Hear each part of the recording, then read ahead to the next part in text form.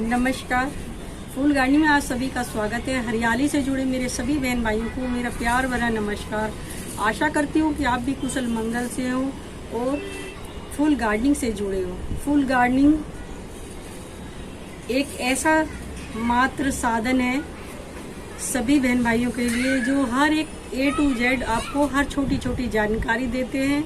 समय पे कैसे क्या करना है, कब कटिंग लगाने का समय है, कब सीडलिंग का समय है, हर छोटी छोटी जानकारियाँ आपको समय समय पे देते रहना।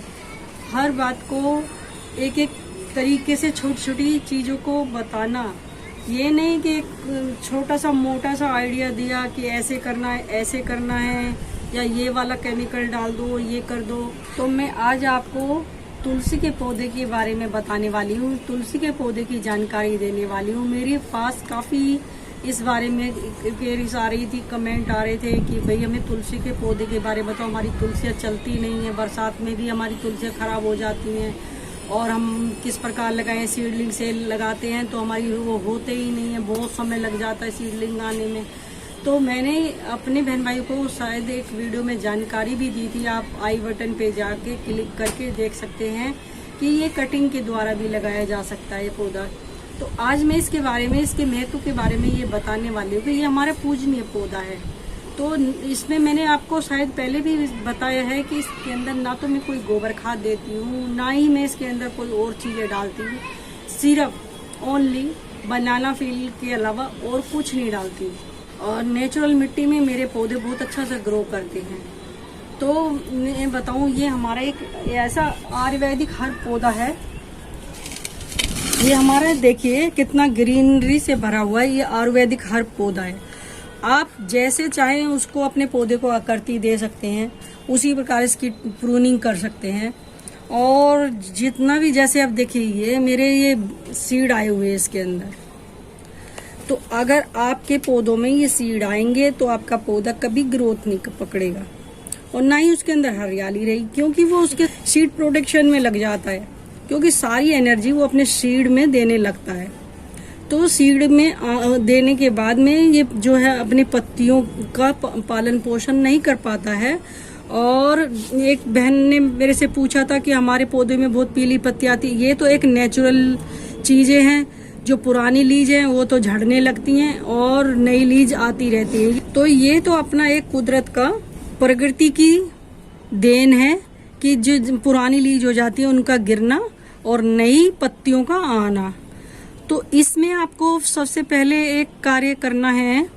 पहले तो मैं मानती हूँ, अब मुझे तो औरों का पता नहीं, फिर भी मैं अपने बहन भाइयों से यही कहूँगी जो बिगनर्स जुड़ते हैं, जो पुराने लोग हैं। मैं अपने पौधों के अंदर, आप देख सकते हैं इसके अंदर सिर्फ मेरी गार्डन की सोइल है, बाकी और कुछ नहीं है। और इसके अंदर सिर्फ मैं लिक्विड फर्टिलाइजर डालती हूँ, या तो मैं सरसों की खली का डालती हूँ लिक्विड, और या मैं इसमें बनाना फील का देती हूँ। मैं इसके अंदर कोई गोबर खाद वगैरह नहीं दी, क्योंकि ये हमारे पूजनीय पौधा है। तो मैं इसके अंदर ऐसी कोई भी चीजें नहीं डालती हूँ। ये मेरा मानना है, और आपका क्या मानना है आप मुझे कमेंट करके बता सकते हैं।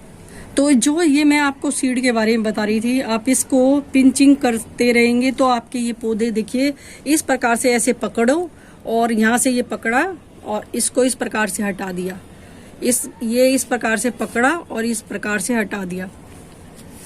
तो ये आपको करते रहना चाहिए। इससे ना क्या होगा, अब ये यहाँ से 2-3 सूट निकालेगा, यहाँ से इसके जो सूट आएंगे तो ये पत्ती कई कलियां बनेंगी, इधर भी, इधर भी, इधर भी। तो एक अगर आप ये जो सीड नहीं आने देने का कारण यही है कि हमारे पौधा भूसी होता है और हरियाली बनी रहती है और उसकी पत्तियां बहुत अच्छी ग्रोथ करती हैं। आजकल तो बहुत समय से ये चल गया है कि इसकी मतलब इसका जो लिक्विड जूस बना के लोग पैकिंग में भेजने लगे हैं कि 2 बूंद पियो, ये अमृत का काम करता है। तो इसके तो देश विदेश में भी बहुत सारे ये प्रचलन में आने लगा है, और विदेशों में भी इसकी बहुत जगह पूजा की जाती है। बहुत लोग वहाँ पे हिंदू भी हैं और भी लोग हैं जो इस तुलसी के पौधे की महत्व को बहुत अच्छे से जानते हैं कि ये भारतीय पौधा है, ये हमारा पूजनीय पौधा है। इसकी अरोमा भी बहुत अच्छे से बनाई जाती है।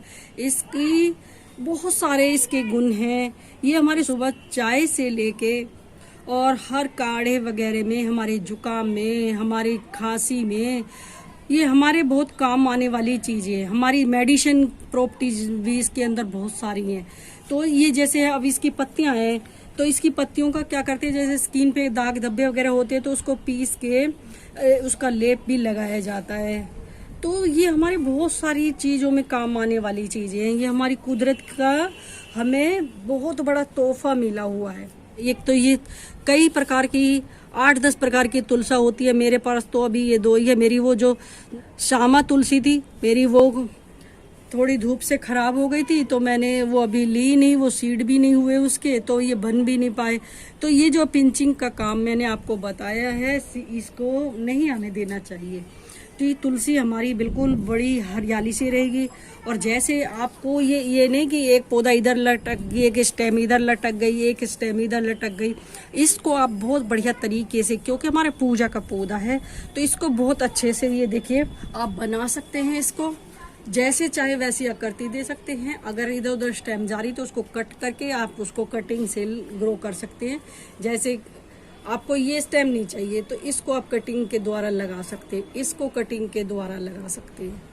तो किस प्रकार लगाते हैं तो मैंने आपको बताया, आप मेरे वीडियो कटिंग वाला देख सकते हैं किस प्रकार इसकी कटिंग लगाई जाती है। और ये मौसम बहुत अच्छा है, क्योंकि अगर देखिए इसका पानी नहीं सूखता है, मॉइस्चराइजर बना रहता है। हमारी कटिंग को चाहिए क्या, यही चीज़ चाहिए हमारी कटिंग को, उसके अंदर मॉइस्चराइजर बना रहे, कटिंग को बार बार स्टेम को हिलाए ना, और बस यही 2-3 चीज़ें हैं हमारी कटिंग का ख्याल रखने के लिए। और कटिंग बहुत अच्छे से ग्रो होगी, उसको शेड में रखना है कटिंग को लगा के।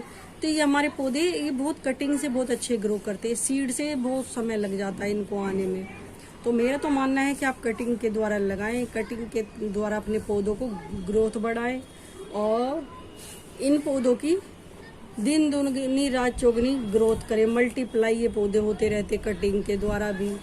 तो ये देखिए मेरा ये छोटी सी मटकी के अंदर बहुत अच्छे से पौधा लगा हुआ है। मैं ऐसे छोटे छोटे ये कंटेनर हुए, मटकी हुई, इनमें लगा देती हूँ तो मेरे पौधे अच्छे से ग्रोथ करते हैं। मैंने इसमें कटिंग लगाई थी तो ये मेरा इसमें कटिंग के द्वारा ही हो गया था।